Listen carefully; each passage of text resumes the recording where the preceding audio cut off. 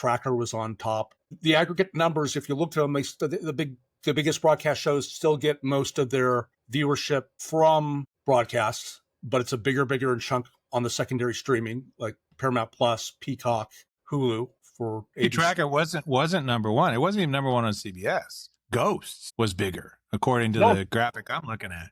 And then ABC had like the top 5. That's the demo rating. Well, that was I'm talking about the demo. Let's just be blunt here. The demo rating is the people that matter to advertisers. Right. I was going to get to that. What was interesting to me is that streaming carries the bulk of the water for the demo.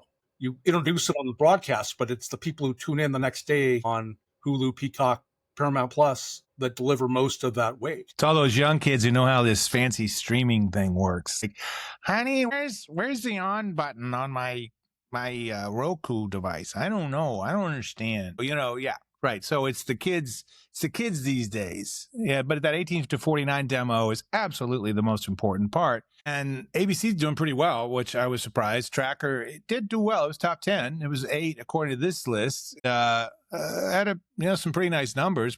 None of these are big numbers anymore. I mean, you see these numbers, you think back 10 years ago and you go, whoa, this is like 1/10 of that, So it's like getting into a weird mode watching broadcast television. It's not as serialized, and it's a little bit, they ask you to take greater leaps of the imagination. It feels a little sillier. I mean, the sophistication of the viewer has evolved to some extent, particularly those that have migrated to streaming services and watched a lot of HBO and Netflix. It's just a different experience.